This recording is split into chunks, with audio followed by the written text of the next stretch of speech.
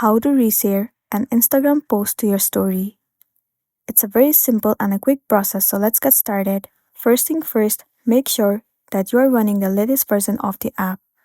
Once you have got the updated version, open it. Enter your login credential and then log into your specific account.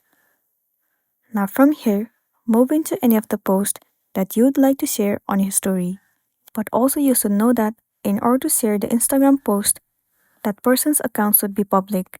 If the account is not public, then you won't be able to share it. So check before you share the post. Well, if the account is public, then click on the share icon. At the bottom left, you can see the option of Add to Story. Click on it. Now if you click on it, it will also show the caption and the username. Select however you want to share it on your story. Once done, click on your story at the bottom left corner of the screen. Now go back and check your story. It is on process of uploading. And there you go, the story has been uploaded successfully. This way, you can easily post the Instagram post on your story. That's the wrap for this video. Make sure to smash the like button and consider subscribing to our channel. We'll see you in the next one.